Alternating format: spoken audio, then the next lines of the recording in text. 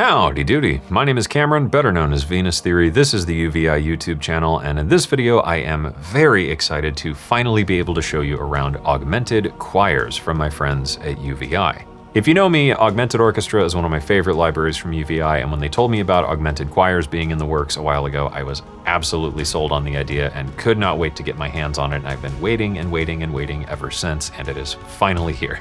This library is the result of a 6-year journey for the UVI team to bring it to life. It is a massive and extremely ambitious library. This whole project was born from a single vision: to fuse traditional vocal performances from world-class vocalists and choirs with modern sound design and sensibilities. The team recorded some of the best vocalists and choirs in the world to bring the product to life, with each session having extremely close attention to detail. Every single session, every vocalist, every choir, every noise in this library was recorded with about as hands-on of an approach as you can get. The result here in Augmented Choirs is a library of over 500 unique sound sources, each with its own effective story. And if that's not a labor of love, I'm not really sure what is. It's a really incredible project. I think the result turned out great, so let's take a look at some of the things inside Augmented Choirs. If you're familiar with UVI's Augmented Orchestra library, you should feel right at home here with Augmented Choirs. It's very much the same concept. We have 4 sound sources you can blend between with parts A and B, each with individual controls. Each of these layers has deeper editing. We have effects per layer. We have dual UVI complex arpeggiators and the master effects section. If you want to learn in more detail about exploring Augmented Choirs, you can check out my Augmented Orchestra overview, which goes through each of the parameters in detail, and they're all the same here. The overall sound of the library is very much in a hybrid approach. I have a preset up here.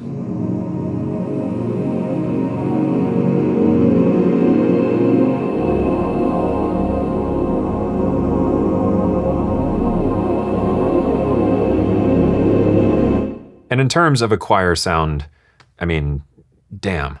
Diving into the sources here, we have quite a few collections, each with their own individual articulations.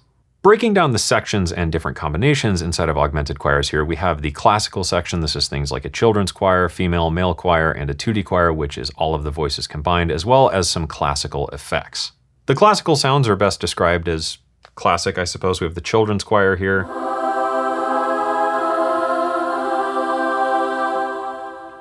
Jumping over to the female choir.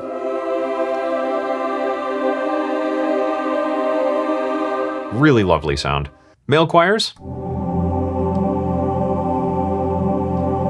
Really cool stuff. And the tutti choir here combining everything. Let's grab maybe one of the long evolving sounds.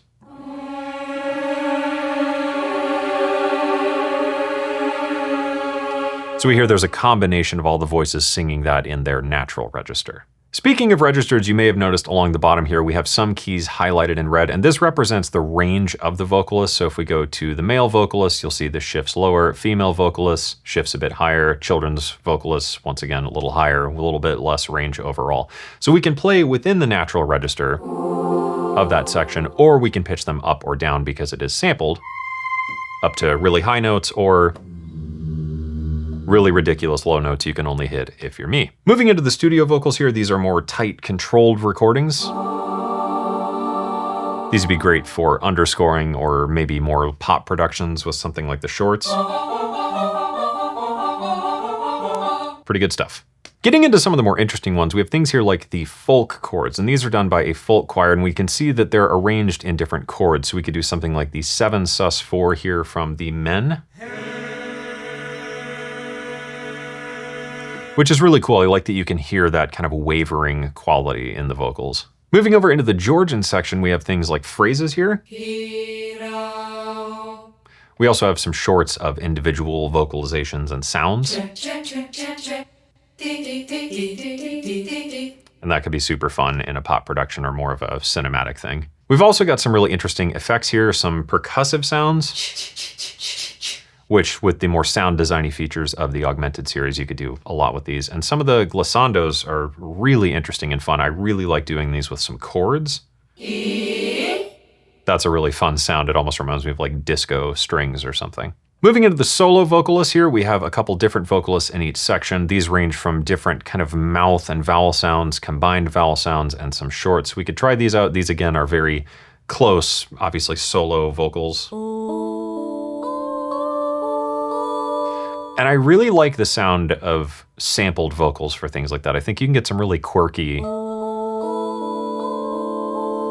workstation type sounds that I think are really, really fun. Of course, it's not an augmented release though without some augmented sounds. So moving into the lower sections here, you see we have synth choirs, pad choirs, attack, FX movement, formant waves, vocoded choirs, and tape choirs. So these are the same vocal recordings, but processed in a lot of different ways. So we can take a listen to a couple of these, like the Machine Crowded.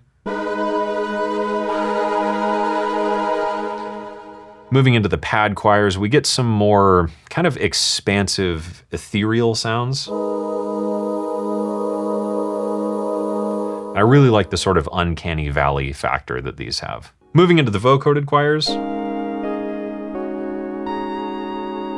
Some really fun sources there, especially when you combine them with the other vocals. Last up, we can take a listen to some of the tape choir sounds. These are recorded to tape and then sped up or slowed down, or a combination thereof. Really lovely nostalgic feel to them. Obviously, there's a ton more to explore here. There are hundreds and hundreds of different sound sources and no shortage of ways you can manipulate them, but there are a couple other features I want to quickly show you that I think are really interesting. The first thing that's worth mentioning, again, is the range here, and I think this is really useful just to keep an eye on what the actual legitimate range of a vocalist or ensemble would be. So here I've combined a couple different ones. We have a children's choir, the studio high vocalist, and then in the B section I have the classical male and classical female. We can also utilize on the main page here the ability to restrict the key range to only the natural range of that ensemble or solo vocalist. And this is a really effective way to make sure the parts that you're writing are realistic as to what those sources would be able to reproduce vocally. Another one worth pointing out here is the MIDI mode in the amp and MIDI section. Right now it's set to velocity, so the velocity with which I play the keys will change the dynamic level of the triggered sound. But we can switch this over to mod wheel, which means using our mod wheel on our MIDI controller or by automation in our DAW, we can move through those different dynamic layers.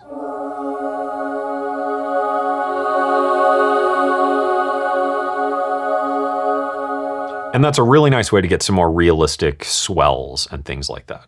A variation on this control that's important to note is in some cases, like with the long extra ah here, if I load this in and I have it set to the mod wheel MIDI mode, I can actually change between the vowels using the mod wheel of the controller.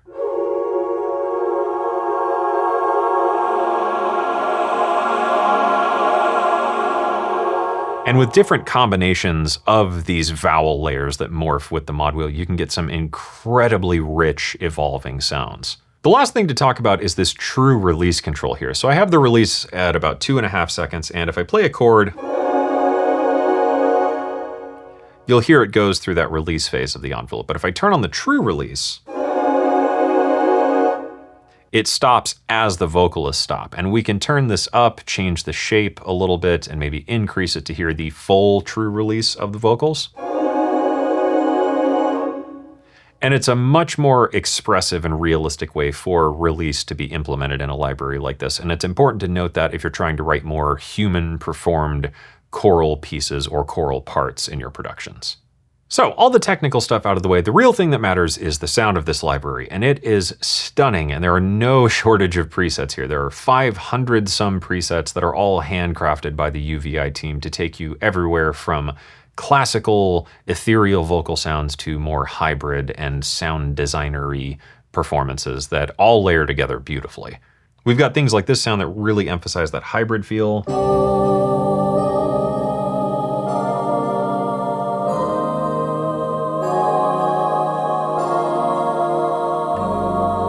There's some really powerful cinematic sounding textures and pads.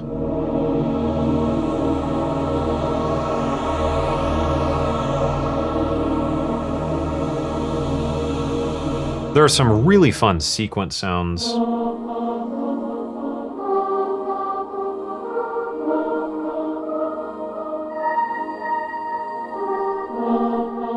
And of course, there's no shortage of really creative, weird sounds.